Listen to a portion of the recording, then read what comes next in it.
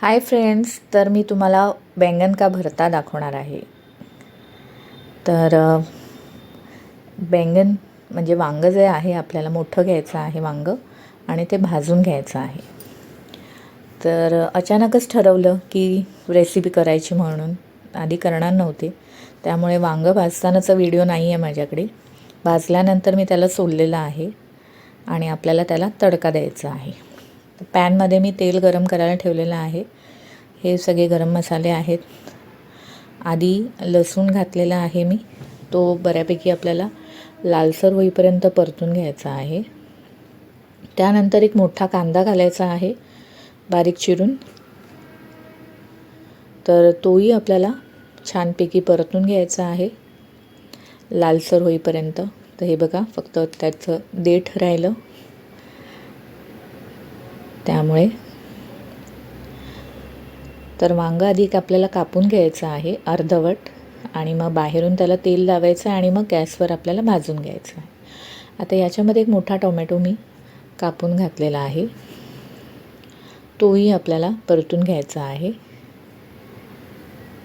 तर टोमॅटो घालताना मी थोडा हाय फ्लेम केलेला आहे आणि त्याच्यावर परतलेला आहे।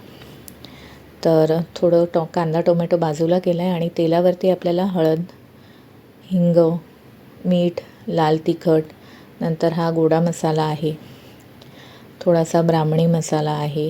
तर आमच्या इथे मालवणी जत्रा सुरू आहे, तर तिथून मी थोडे मसाले घेतले होते, तर आता या रेसिपीमध्ये मी तेच घालत आहे।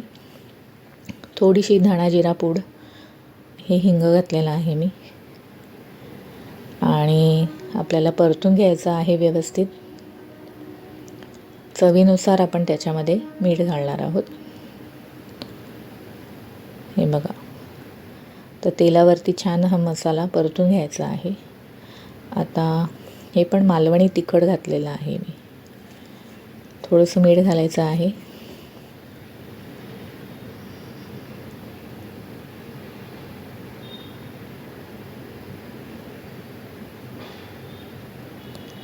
आता याच्यामध्ये आपल्याला हे वांगं जे आहे भरत्याचं ते मिक्स करून घ्यायचं आहे।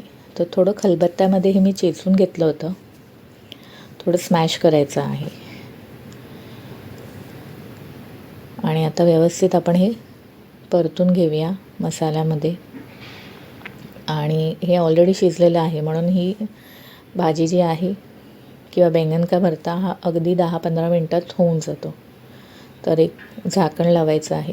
तर थोडं मीठ कमी वाटलं म्हणून तिखट आणि मीठ थोडं मी ॲडजस्ट केलेलं आहे, तुम्ही चाखून बघू शकता।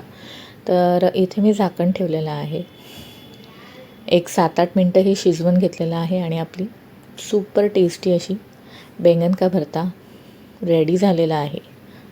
आणि थोडंसं दाण्याचं कूट हे वांग्याबरोबर छानच लागतं, त्यामुळे मी टाकतेच। तर साधारण एक चमचाभर दाण्याचं कूट घातलेलं आहे आणि बारीक चिरून कोथिंबीर घातलेली आहे। तर हे तुम्ही गरम गरम भाकरीबरोबर किंवा पोळीबरोबर खाऊ शकता। तर माझ्या मुलाला पोळ्या आवडतात म्हणून मी त्याला पोळीबरोबर दिलं आणि मी 2 थालीपीठं केली, तर त्याच्याबरोबरही खूप टेस्टी लागतं। तर अशा प्रकारे आपला बैंगन का भरता झालेला आहे। भरपूर कोथिंबीर घालून तुम्ही असं गार्निश करू शकता आणि गरमागरम असं तुम्ही सर्व करा। अप्रतिम अशी ही रेसिपी आहे, नक्की ट्राय करा। आणि तुम्हाला माझी रेसिपी कशी आवडली ते नक्की सांगा आणि माझ्या channel Saanvi's kitchen Indian and फ्युजनला सबस्क्राईब करा। तर सोबत मी थोडंसं